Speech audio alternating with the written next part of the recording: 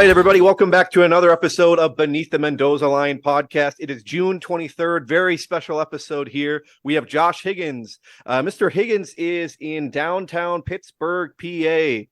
Very avid listener of our program here. Mr. Higgins, Mr. Josh Higgins, love to have you on the show here. How do you feel about finally being on the program? It feels fantastic. Avid listener. As soon as it comes out, you got to listen at least one or two times. So very excited to see how the sausage is made. Absolutely. Sure. So since our last episode, I've been to one game. I've been to two. I went to one with my work. Didn't get too annihilated going with my supervisor and my other colleagues. So great responsibility on my personal end. Growth. I appreciate personal growth on my end. I texted Alex at literally the day of, or the next day, saying I didn't get too smashed. So that was great. We had amazing seats, just up the third baseline. Unfortunately, right underneath the net, so didn't get any foul balls or any opportunities at foul balls. Unfortunate, but still a good time. There's this new kid for the Nats. I think his name is DJ Hers. I think it was his second outing. Had a no-hitter going into the seventh against the Marlins last weekend and 13 Ks. They took him out right as he let up the hit. He looks exactly like Jesse Plemons from Breaking Bad and Better Call Saul. Looks exactly like him. Nice. But yeah, he had a really, really good outing. So that was a ton of fun. And then I went the Tuesday after that. So the last Tuesday, Nats were playing the D-backs. Very, very boring game. That game was. Corbin Carroll, came up to bat 5 times, couldn't get him out. Basically hit a routine single to left field and turned it into a triple. He did that like yesterday too, against the Phillies as well. I literally have written on my sheet of things here, Corbin Carroll is so fucking fast. Yeah, it's very unbelievable fast. Speed that he has. He's going to get a bunch of all-star votes. So it's a good segue. He's been struggling though this year. I mean, honestly, yeah, absolutely. His power's way down. But obviously, you can always turn it around. He's a great talent. It's a good segue into what I wanted to do here. All-star voting is very much among us. All-star voting going to be closing next on the 27th, which is on Thursday. I wanted to go through and have an official podcast all-star team. Won't take us too long here. In the American League, go ahead. What is the appropriate amount of times to vote for All-Star? Are you a one-time voter or are you a multi-time voter? Yeah, you can vote 5 times a day, right? Yeah, I do it once a day. But you can vote up to 5 times a day. So, but we'll be doing that here for the podcast. American League first base. I think the obvious choice is going to be Vladimir Guerrero Jr. I've been voting for Ryan Mountcastle the entire time. Your thoughts? Yeah, that makes sense to me. I don't know why it would be anybody else. I don't really have anything to add other than that. Perfect. We're going over to the National League. Obviously, Freddie is probably going to be a standout. Bryce Harper probably. I would go for Connor Joe, but he hasn't been amazing. No, hasn't been. I'm going to say Bryce Harper, the way he's been hitting that baseball, I mean, I know Freddie gets a lot of votes just because of the fandom he has, but right. I mean, Bryce Harper has been killing the baseball lately. At what point does Lamont Wade get any votes? I mean, he might be an injury replacement. Sure. Almost 900 OPS says the All-Star website. I'm just saying. I think it's going to be Bryce Harper just because it's Philly and they're doing so well, and he's the big household name. Second base, American League. I think the very fun choice there, an obvious choice, is going to be Jose Altuve. The website says $299 right now. I don't think that's actually true. I think it's more like $315. And even though the Astros are down this year, he's still hitting for average. That's going to be my choice there. Yeah, easy, done. Could we see a Marcus Semien? Could we see him just because of the Rangers just coming off a championship? I think he's going to probably get the second or third place vote there. Yeah. I think it's going to be the starter is going to be Jose Altuve though. Honestly, Will Castro hasn't been horrible for the Twins. I'm playing against him this week in fantasy, and he's been lighting it up this week. Of course. Really, anyone else out of there? My favorite Cole are Keith when is there's still too young. when there's guys on this ballot. I know that they're just kind of like filling in pretty much one from every single team, but Yeah. to see like Vaughn Grisham on there with his 367 OPS is just really funny. Yeah, honestly, or I mean, Gleyber Torres, I could see getting a bunch of votes, but Jose Altuve from the American League, second base, Yep. second base in the National League. I think is it Ketel Marte from the D-backs. He was very fun to watch in that game when I went on Tuesday. He was great. Will not be voting for Jeff McNeil because he's a scumbag. Just right off the bat there. I Fair think enough. Bryce Terang would be a very very fun Yeah. vote there. Has had a really good season. He doesn't have the popular vote, and obviously a small Definitely, market, yeah. so it won't happen. But he could be an alternate or an injury replacement if needed. Yeah, I think my vote there is going to be Algie Albies. Was hurt and is kind of in a skid right now. I bet you the number one vote is probably going to be Luis Ariz, but I'm I going to assume Algie so, yeah. Albies there. We're going to third base in the American League. I probably, just without looking at it, probably Jose Ramirez. Your guys' thoughts? Yeah, best hitter in baseball and in a lot of people's eyes, but there's a lot of competition at third base. I mean, you've got Jordan Westberg, who's obviously a young stud that everybody loves. Yeah, Baltimore. Yeah, and Baltimore. You got Royce Lewis, who, to be fair, has been just really, really hot like the last, I don't know, 2 weeks. So Yeah. we'll see how he does like for the next 2 weeks. But so he can be an option, but he won't win. I bet you Jose Ramirez gets the start and Westberg, which they already have predicted, gets in as well. All right, I'm going.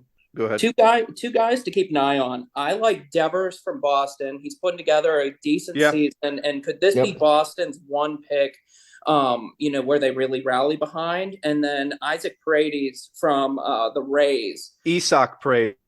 Hey, I like it, but got to see him in Isak. person, and oh my God, can he hit the baseball? Dude, his raw power is insane. Yeah, he is an absolute dog.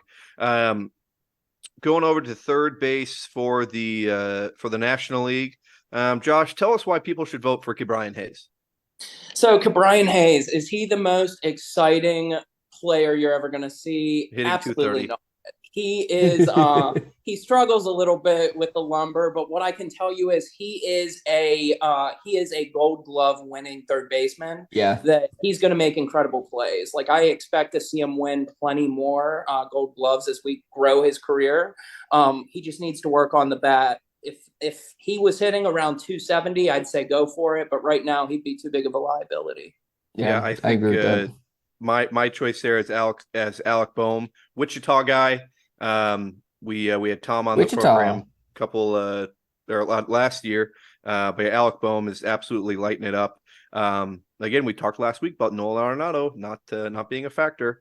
But Alec Boehm is going to be my choice there. I think if Joey Ortiz wasn't a rookie, that's exactly it. It's kind of doing amazing. Falls in that same lump with Terang, where it's like good player slumping recently. Brewers obviously are only going to win 1 out of the 4 against San Diego. I know we still got a couple weeks, but he's just not a household name, not yet at least. Moving on to shortstop for the American League. Yes, everyone wants Gunnar Henderson. Okay, yeah, that's obvious. The frat bro from Baltimore, right? But I need everyone's votes for Bobby Witt Jr. I need everyone to vote for Bobby Witt Jr. Yes, Gunnar Henderson. He hits leadoff and hits for power, right? I think he actually hit in the 4-hole today. But I need it to be Bobby Witt Jr. Bobby Witt Jr. stat line on the website here is 311, 890 OPS, 12 home runs, 53 RBIs. Bobby Witt gets the start at second base. Gunnar gets the start at short, and Jose Altuve sits the bench. That's a perfect world. Yeah, where Gunnar Henderson, like actually watching him in person, is a better shortstop. He's just a lot more smooth. His turns going to second are very very fluid. Bobby Witt Jr. kind of throws out of like a very sidearm where very much so. Where Gunnar Henderson just absolutely rockets the ball over there. We're going to the National League. Mookie Betts is going to be, even though he's hurt, isn't going to play. He's going to be the number one vote getter there. I didn't know O'Neal Cruz is only hitting 240. Correct. I Does think Ellie De La Cruz get those second place votes or a spot on the just because everybody thinks he's the most exciting player to ever come to the game? if I had to guess who'd get the second place votes, it's probably Trey Turner. He's currently in second place. Trey Yeah, Turner. he is in second place right now. 338, only 3 home runs. But still, yeah, he actually did really well this weekend. But I think you have to go with Mookie Betts there. All right, we're going to outfield. Sorry, no, catcher for the American League. Probably my vote is going to be Adley Rutschman. I have a jersey T-shirt for Adley Rutschman, so I'm going to Yeah, go you Adley do. Rutschman. Anybody else catcher for the American League? Are that we going should to discuss? mention the White Sox fan base rallying behind Martin Maldonado, or are we just going to ignore it because they're a sad fan base? He is not even on the list for I know, catcher. but Under he's the, yeah. as the Uh, write-ins. yeah, One, probably maybe get a couple write-ins.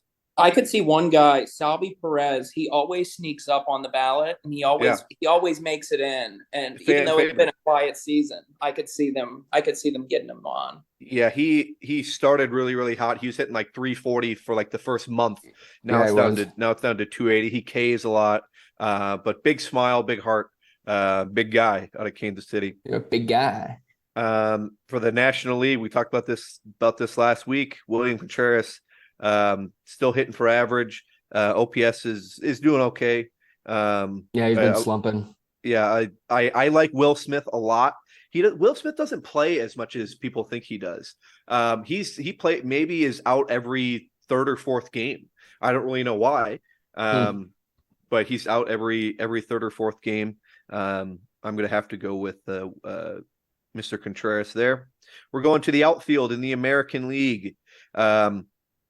Probably your obvious vote getters are going to be Judge and Soto, but we would love for everybody on this program to vote for Stephen Kwan. Okay, Stephen Kwan Stephen currently Kwan. batting 390. He was hitting 402 for like 3 days. Not a ton of home runs, but OPS well over 1,000 here. Yeah, man. He's fun to watch. I want him in. Tyler O'Neill had that big start to the year. Yeah. Is he hurt still, or is he hurt again, or is he? I know is he played playing? today. Did he? Okay. I think Julio Rodriguez. I mean, he's obviously having a really slow year. Kyle Tucker, even though he's hurt, probably still gonna get a bunch of votes. I bet you Mike Trout still gets a bunch of votes, even though he's hurt. The guy who deserves it, Riley Green. He deserves it. Will Detroit get behind him? I just probably don't know. not. I see him being a fill-in for somebody who gets injured. Yeah. Or they're I was gonna say they have Scooble, who probably will make it. Otherwise, he could be like their one, because every Scooble team will has definitely make it. yeah, but Scooble will make it. So Riley Green is looking on the outside in. Probably. I think I have to vote for Judge just because I hate it, but I have to vote for him. Yeah. I'm gonna go Kwan, Judge. Who else should I go with here? Taylor Ward fucking sucks. All right, I'll give it to Luke Rayleigh. Kwan. Actually hasn't been Judge Soto Kwan. Yep. Okay. Going to the National League. One of the very exciting guys out in San Diego, Jerickson Profar. Guy played in the Little League World Series as a kid. Little known fact there. From Curacao, maybe, I think. Curacao, yes. Other guys out of the National League outfield, probably going to get a bunch of votes. The Cubs fans will rally behind Cody Bellinger. Yeah, always do. I think Tatis will probably get a bunch of votes. Totally forgot that Michael A. Taylor was in Pittsburgh. I think Yelich deserves a vote. He was hurt though for he was out for a few weeks, so his stats I think lie a little bit, but I mean obviously had a really good start to the season. Yeah, my last vote I'm going to go with where did he go? I'm going Teoscar Hernandez because he's on my fantasy team and I like him a lot. And that is going to be at least my entire roster here, just in review for the American League. Vladimir Guerrero, Jose Altuve, Jose Ramirez, Bobby Witt Jr., Aaron Judge, Stephen Kwan, Juan Soto, Adley Rutschman for the National League, Bryce Harper, Ozzie Albies, Alec Boehm, Mookie Betts, Teoscar Hernandez, Jerickson Profar, Christian Yelich, and William Contreras. I forgot to do DH. David Fry. We're going to go back there.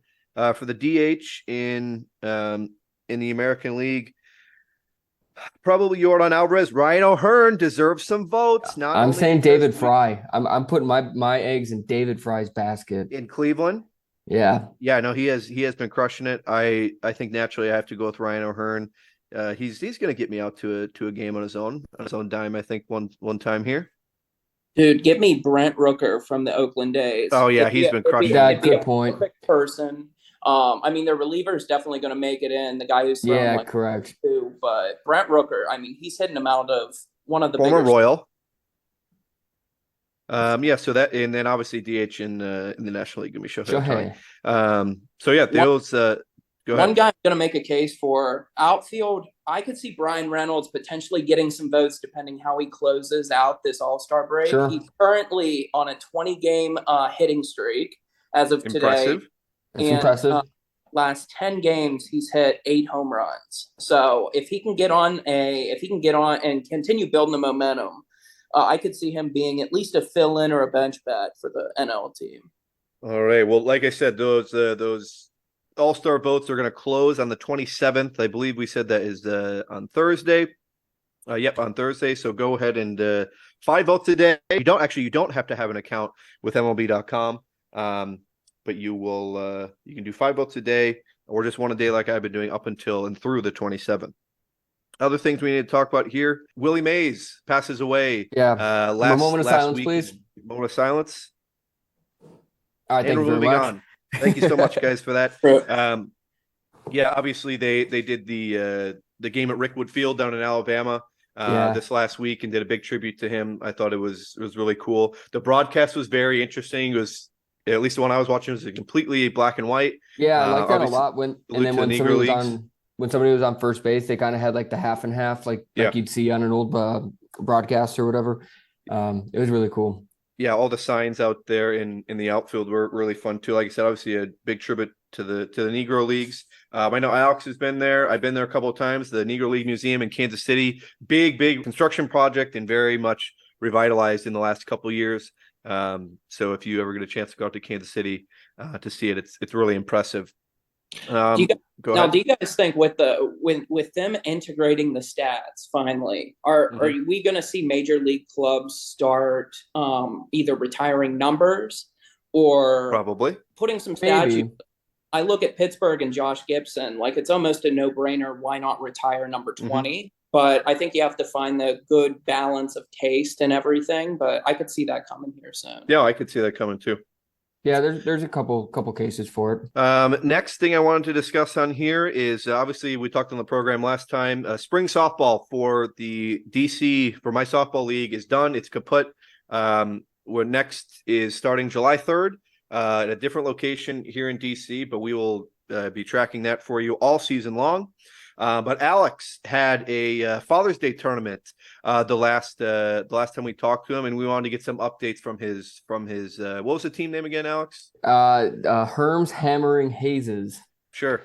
It changed to Hammered Hazes as the weekend progressed. A couple things to mention. I'm going to make some excuses on this podcast. I just want to be transparent about it. We did lose both games. We played one Friday night, one Saturday. Couple things I want to talk about. Number one, 14 teams, double elimination. We are old. It was my family that entered. It was a celebration of my uncle's 45th year playing organized softball. Sure. So if that tells you the age of our team, my uncles and cousins are all obviously in their late 30s, early 40s or beyond. Did Big Tank play? Big Tank did play. He was big and Tank. He did not play very well, but we'll get to that. Couple things to mention about this tournament. The normal size of a men's softball is around 11 and a half inches. We played with 16-inch softballs. Don't need a glove there. No, almost don't need a glove. I did use a glove, but the ball never fit in the glove. You pretty much had to catch with 2 hands. Number 2, unlimited height pitching.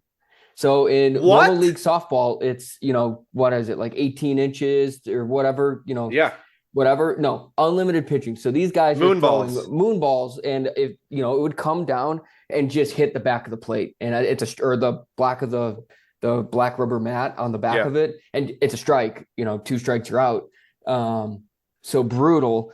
We almost got no hit. No, that's not actually true. I got our first hit of the tournament in the 3rd inning of the first game. So if that Sure. tells you about how the day went. And then the second game, we were down 5-1 going into the bottom of the 7th or top of the 7th, tied it up with 2 home runs to make it 5-5. Took the lead again in the 6th. They tied it in the 6th. Took the lead again in the 7th. They hit in the 9th, and they hit 2 walk-off home runs. So brutal performance. Very windy. Only 200 and whatever odd fences in the outfield, but 15-inch ball, wind. It doesn't travel very far. So brutal. We'll be looking for substitute to the local leagues. So any of our listeners, if you are in the Milwaukee area, hit my line.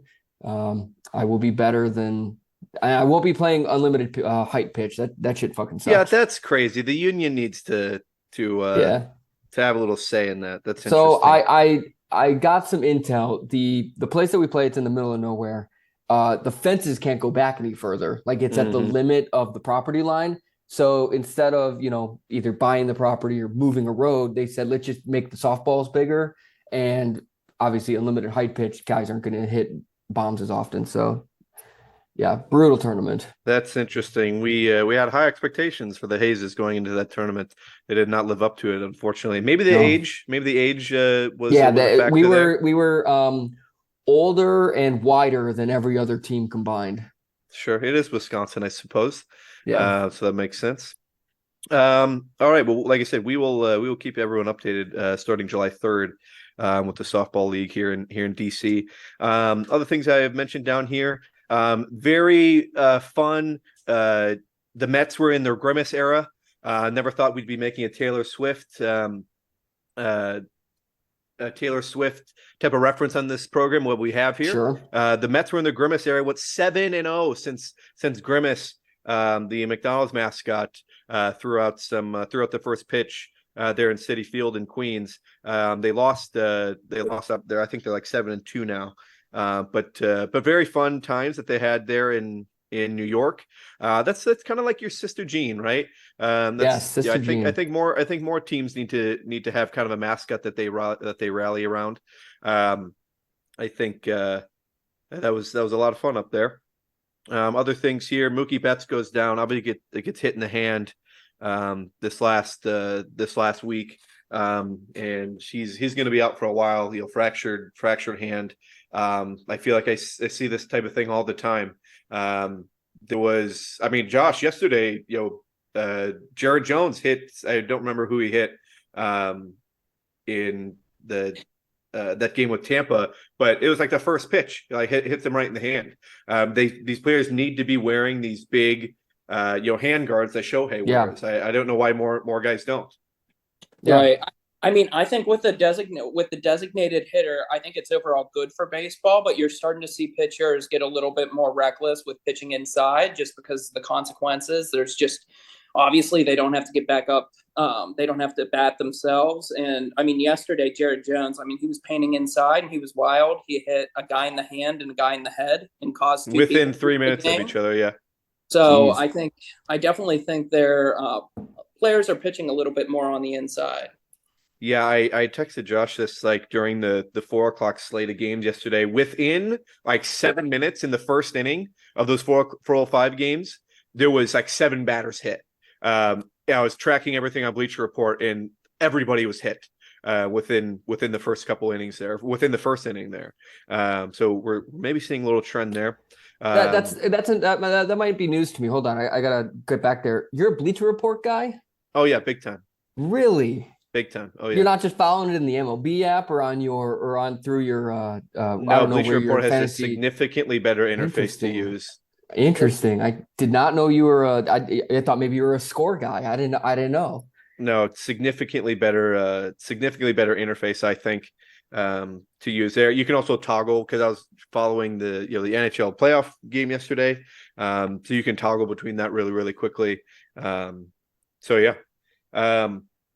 Other news, Grayson Rodriguez for the for the Orioles goes down. His season is going to end.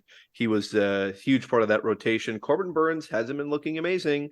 Hasn't. I thought he has like a 2. He's like 8-1 with like a 2.0 whatever ERA. It's like his last 3 games that I've been watching. His last 3 games I've been I've watched from him. He hasn't been great. I think he struggled. I think he struggled yesterday actually. Yeah, with Houston. So obviously that stinks for Baltimore. I'm going up to Baltimore next Friday. Joan Jett, old 70s and 80s rock star, is going to be throwing up the first pitch, playing the Rangers. So it's going to be a ton of fun. So we will keep everyone apprised on that. We'll be sending a bunch of photos. Have to give, and we talked about this a little bit earlier, have to give props to Aaron Judge. He's been on an absolute tear. Hit another home run yesterday. 28 home runs, leading the league in probably RBIs. I know definitely in home runs. Even though a little bit of an injury there, still leading. So like I said, gotta give props to him. Staying with the Yankees, Garrett Cole. The return of Garrett Cole was last week Wednesday against the Orioles.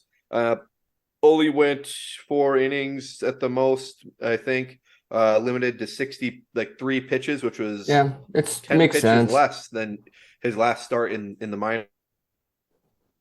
And only let up 1 in the first, and then 3 shutdown innings after that. So we'll be seeing for him to return to natural form there in New York.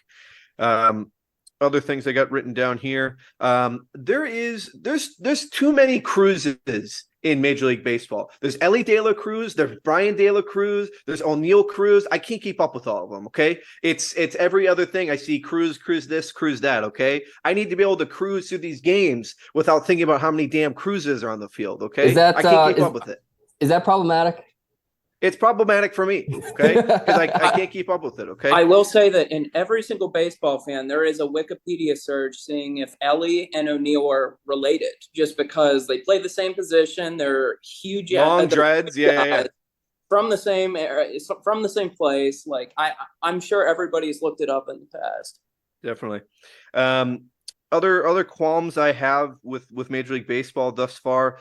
The check swings, okay. You guys both probably saw the terrible call from Tasker Hernandez out in Colorado. That check swing was to end the game, right? Yep. Obviously not called, and then he hits a home run the next pitch, right? And the funniest is Jake Cave playing right field for the Rockies, who is just as he's watching the ball go over his head in the game end. I guess actually the game didn't end on that pitch, but was the winning run. He's screaming at the umpire saying, "You fucked us, you screwed us," all this stuff. Sure. I've seen so many just horrible check swing calls. In the definition of the rule, any attempt at getting to the pitch is considered a swing. Right, so exactly. Check swings technically do not exist. They're not a thing. Right. But obviously, they appeal, oh, did he break the plane of the plate? That's just not the rule at all. But it's a misconception by baseball fans. Yeah, it was pretty atrocious. Other things I want to discuss about Major League umpires. When I was at the game last Saturday and on Tuesday, so this was 2 different times in both games. They go for a pitching conference. The pitching coach or the manager will come out on the mound, and not 4 seconds of them standing out there, Blue is running out there saying, "Hey, let's go, guys. We got a game to play." It's like, what are we doing here? Just let them talk. It takes 30 seconds. I can just imagine the umpires going out there and just with their arms crossed, just, "What are we talking about here, guys? We really gotta speed this one up. We gotta speed this up. This is what people are upset. The games are taking too long. It takes 5 seconds. What are we doing here?" I think umpires, now that Angel Hernandez retired, there's a big opportunity to fill in the gap and become that face of bad umpiring. I mean, I think Andy Fletcher, he was an umpire. Yeah, Andy Fletcher is my number one. Yeah. As of this moment, 21 calls, 14 against the Brewers, and then of course the Brewers lose by 1. So I mean, I think there's a lot of competition to replace Angel here. Yeah. Yeah, so, he's brutal. Other things I have written down here. Can I add a little qualm? I saw this the other day. I want your opinion on it. Mets obviously visiting the Cubs. One of the big things with the bleachers and the Wrigley faithful. I know exactly where you're going with this. Throwing the home run ball back. A Mhm. Mets fan caught a Mets home run and Yes. threw the ball back on the field. That guy should have his entire fandom card removed. What a pussy. Major pussy. That's you're giving in to the fans there. I do remember specifically when you and I went to the Yankee game and with the Twins, and the Twins guys caught a Twins home run, and we Gary screamed Sanchez. at him to throw the ball. Oh yeah. We berated those two guys. They did not throw it back though, and I They did not. respect it. They gave stood it to their a kid ground. instead. They gave it to a kid instead. Yeah, I saw that video that you're talking about, and yeah, there are people coming over, and I saw this when I was in Chicago too a couple years ago. People were coming over from sections over, just mobbing this guy, screaming at him to throw it back, and screaming obscenities at this guy to throw it back. It was pretty crazy out there, especially in the bleachers there, and especially the left field bleachers. I've been there twice. I've won both times. I've never been screamed at, but I did get my stuff thrown at me. It is what it is. This makes sense. Another thing I wanted to complain about. It's a big complaining podcast today. Another thing I want to complain about is the blackouts that Major League Baseball has and the different services they are using to broadcast their games. Okay, it's Garrett awful. Cole comes back on Wednesday. Game is on Apple TV. Okay, brutal. Right? I get Apple TV through T-Mobile. Quick shout out to T-Mobile. But so I got to watch the game. Okay, well I half got to watch the game because the game was against the Baltimore Orioles. They blacked it out for me on Apple TV. Okay, so I had to go through my legal resources to find that game. Right. But I had to go through a different streaming service to find that game. I have written down here the blackouts can suck my ass because as a fan who pays for I get it for free through T-Mobile, but who quasi pays for the MLB TV, I think I should get access to every single game. I understand that maybe not just the Nats, right? Or even the Orioles, because it's 25 miles away, but still it's on Apple TV. You're already making me go through a different streaming service. Or Sunday Night Baseball, yes, they have their whole thing with ESPN, but the whole thing can suck my ass. Yeah, I was really hopeful that the Bally Sports deal was going to fall through, or they were actually going to get fucked, and MLB would like force their hand to take those teams on, and it obviously didn't, which kind of blew. They've been having some games on Amazon Prime as well. Yeah, that sucks. They can all eat my ass. So it's just put them on MLB Network. Put them, or if you don't want me actually watching it, make the radio broadcast available to me, or put it in Spanish. Right, I can still, even though I won't hear the broadcast, I can still actually watch the game. Right? Yeah, you can learn something too. Yeah, exactly. Yeah, it's a multilingual podcast here. There has been a bunch of videos that I've seen and a bunch of instances of players not keeping track of outs while they're running the bases. We have discussed this on the podcast. The White Sox, Paul DeJong did this yesterday, where it was a routine fly ball to center field. Andrew Benintendi, routine fly ball to center field. Paul DeJong is rounding second. He's on first. He's rounding second, and that's how the game ends. They double him off at first.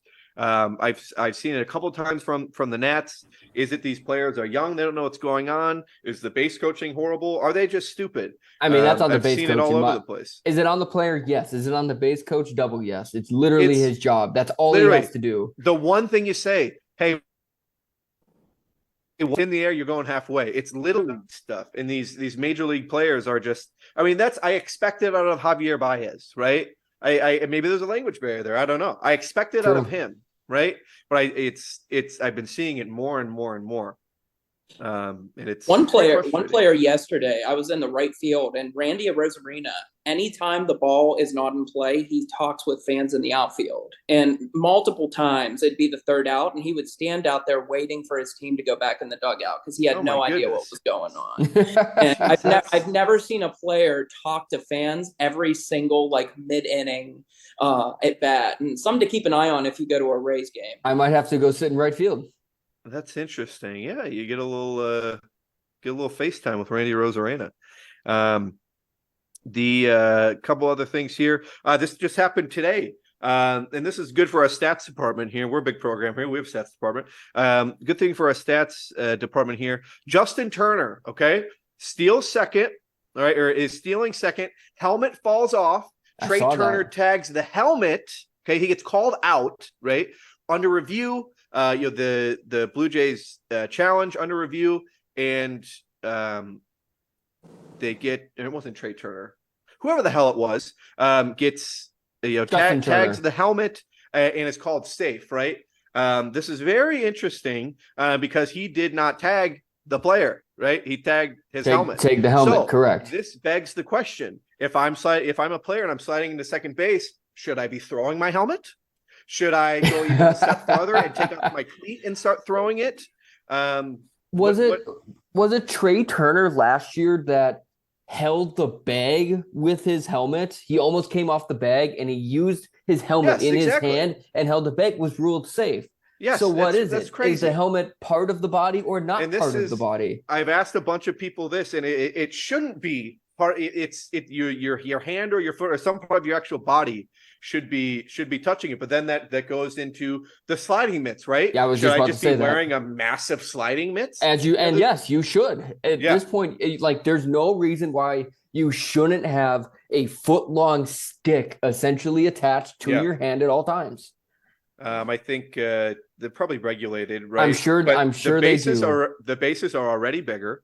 And I think that if I'm a player, I'm just going to start taking my helmet off, because your helmet could already come off. It happens all the time. Taking my helmet off and reaching with my helmet. If that's how they're gonna rule this, right? I think we need a big first baseman to get the Gronk arm. Remember when Gronk wore the huge cast on his arm? Absolutely. 6 feet. I think that would be the move, and we'll see these first basemen get some stolen bases here.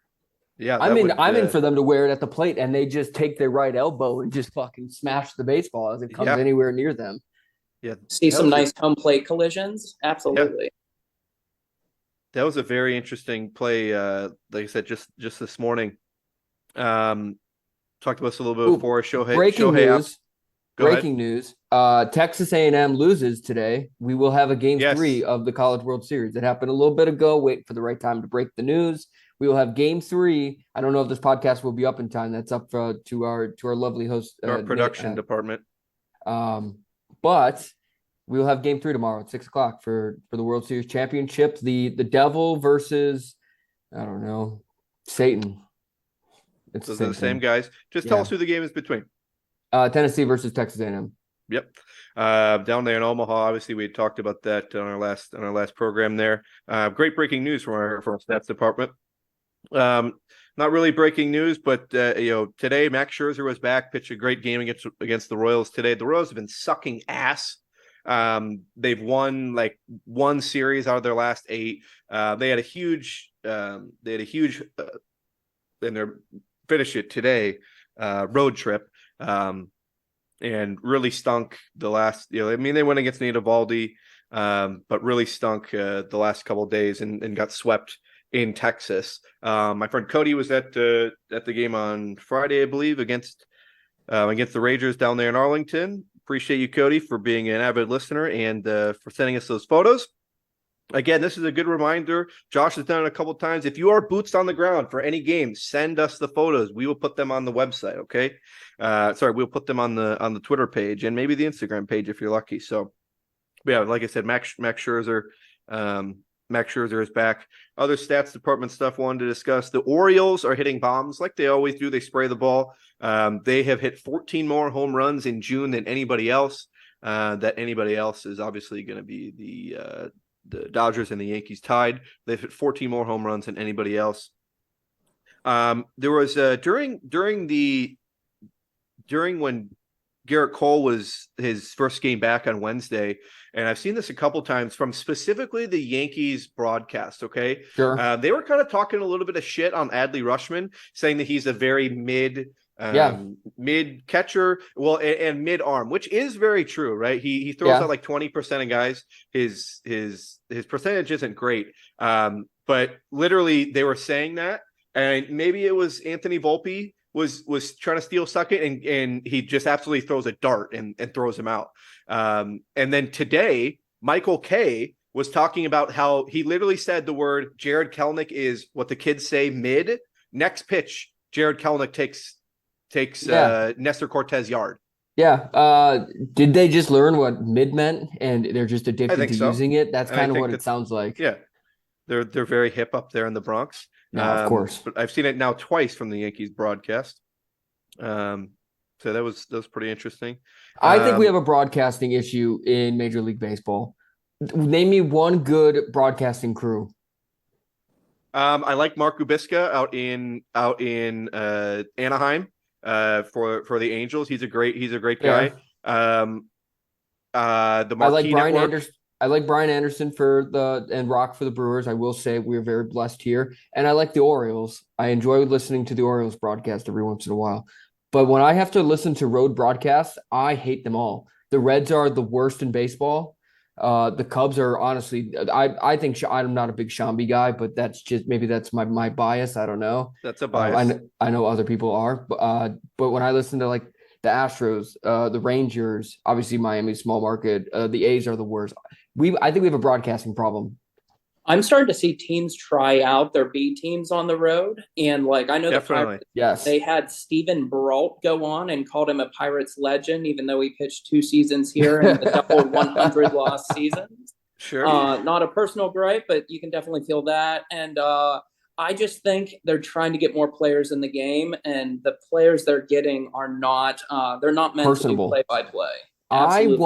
I want my ex-players to talk about where they were at the bar or at the club after a game, about the locker room shenanigans, not telling me about expected OP or OBA and all the statistic bullshit and about how you're reading signals. I don't give a shit. Tell me about the time player, that bro. you took the team manager and you stuffed him in the garbage can and you pushed him down the ramp and he broke an arm. Tell me that story. That'd be entertaining. That would be. You don't have these big personalities, right? Like you do in the NFL, right? You don't have Gronk coming out there or Michael Irvin, right? Even your kind of older guys, Alex Rodriguez, Derek Jeter, even Barry Bonds was actually pretty funny for the Negro League game that they did last week. Yeah, he was pretty funny. But he's just a funny guy all around.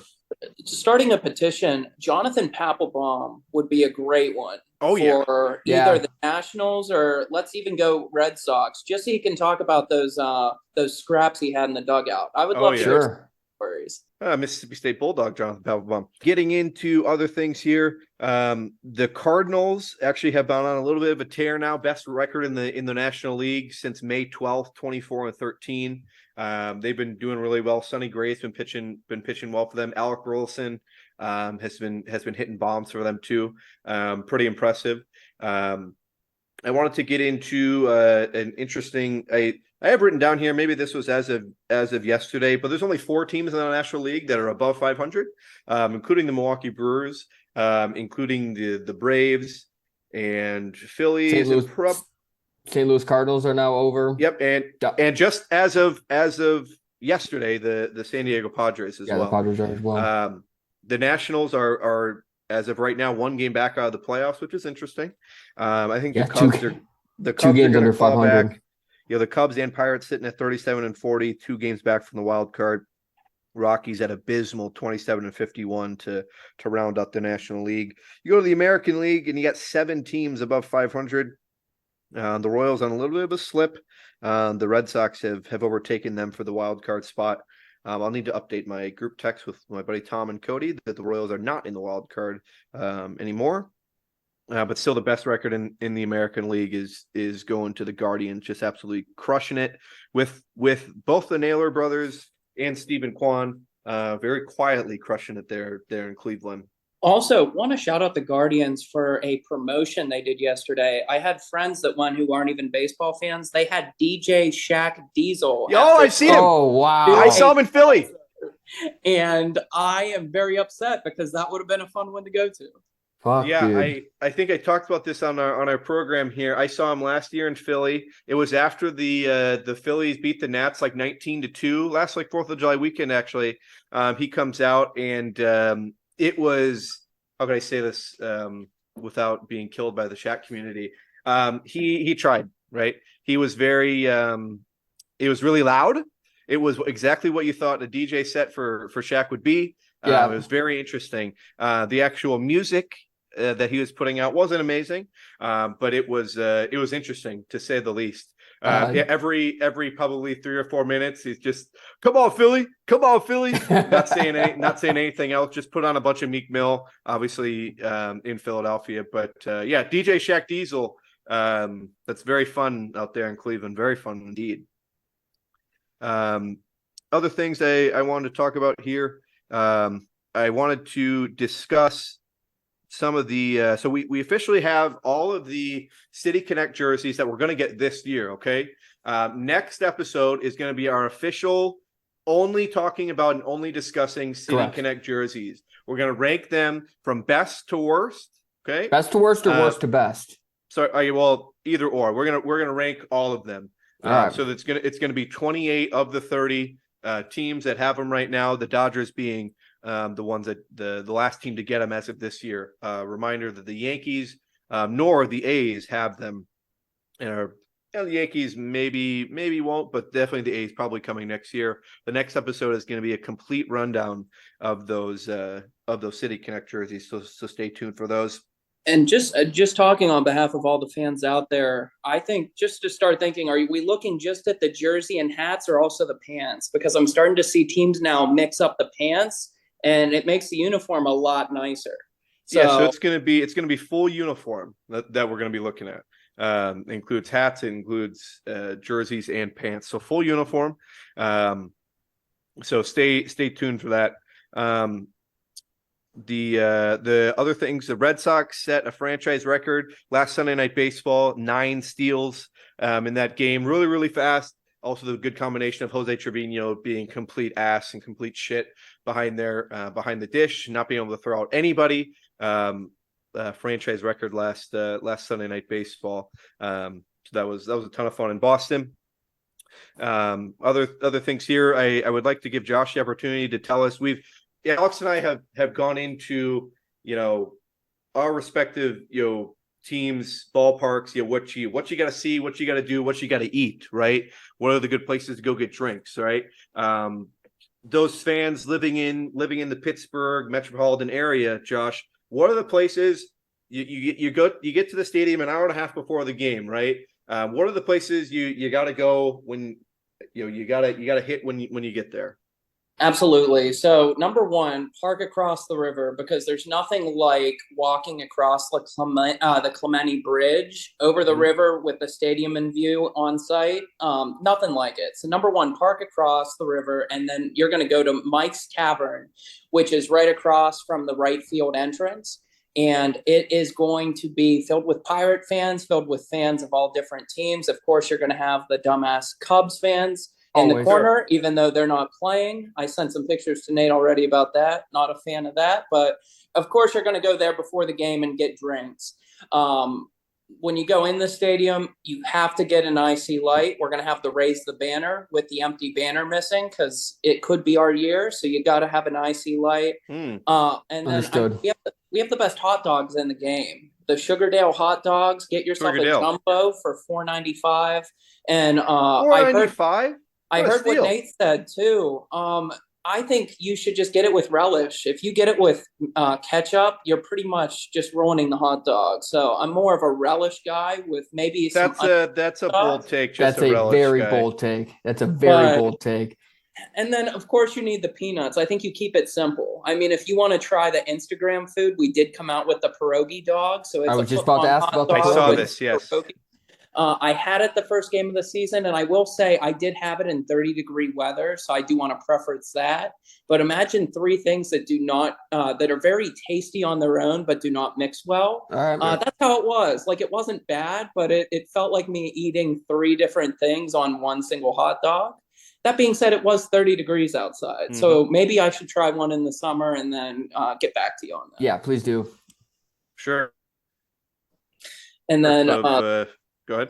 The Pirates, yeah, they switched from they do not have full helmet of anything anymore. They used to have the helmet nachos. Now we only It's have unfortunate. helmet, mini helmet, soft serve. Yeah. So if you do want a little mini helmet of soft serve, you can of course get that. But other than that, I like to stick with the traditionals once in the stadium. Yeah. Oh, it makes sense. Very sad there in Pittsburgh. We need to, if anybody has any pull that's listening here that can get the return of the full helmet nachos, I'll pay it on my credit card. I need the full collection. I have 4 of them right now. Only 4 and you're complaining, brother. You got to get on that. I've been to 16 stadiums. I have 4.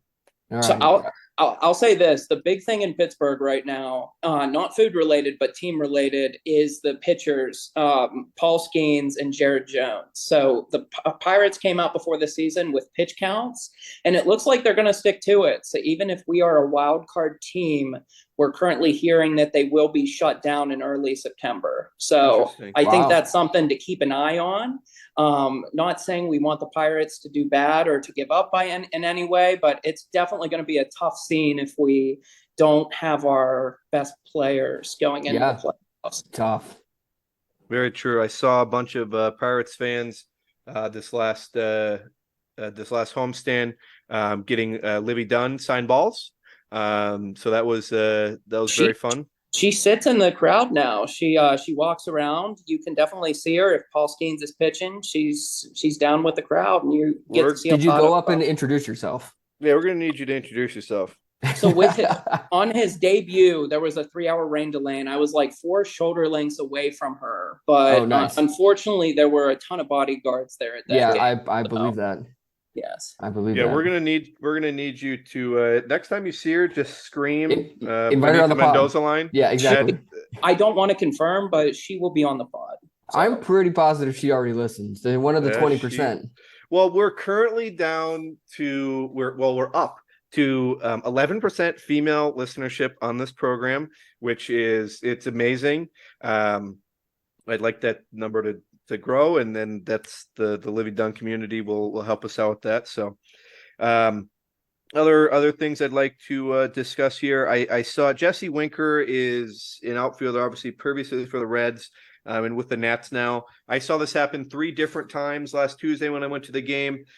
He guy on second, hard hit, kind of maybe even like a little blooper single to left field where he plays, and just doesn't even try to throw the guys out at home. Not even a chance to get to the cutoff man. I don't actually think he can. Because he was in Milwaukee last year. I don't think he can. Yeah, because he's hitting like 280 with 14 bombs. I don't know if it's actually that good, but he is having a good year. 220. He was really struggling like a month ago, but I see really this bad last year. I see this quite a bit where these 265. 265. Okay. You see this quite a bit with these outfielders that don't even try to throw these guys out at home or even hit the cutoff man to give it a little bit of a shot there. So I do want to give a shout out to myself for of course officially hitting 30 out of 30 teams seen on the MLB Ballpark app. Again, you can track your status of the team seen, the ballparks that you visited. I officially hit 30 of 30 as of last Tuesday, so shout out to me for that. Pretty big feat there. I was just missing the Diamondbacks, so finally got that.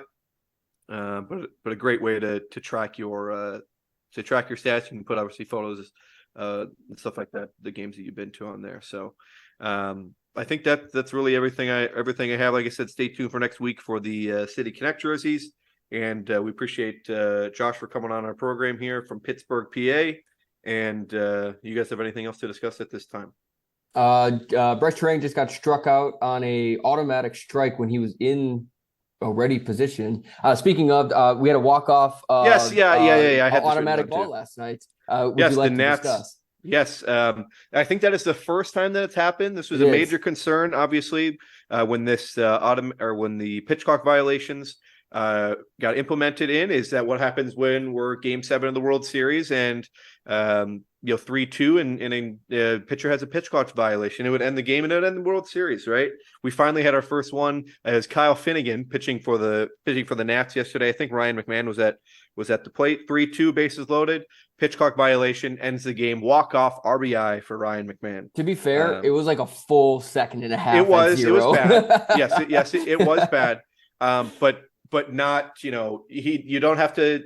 Ray has nothing actually to do with baseball. Ray has nothing actually to do. Not even a little bit. So yeah, we finally had our first one. It took almost 3 years to finally get our first one. So very, very interesting there. So please, everybody, go vote for your All-Stars. Vote for Bobby Witt Jr. For the Royals, and we'll talk to everyone soon. Right here, I'm elsewhere, standing right here. Your ghost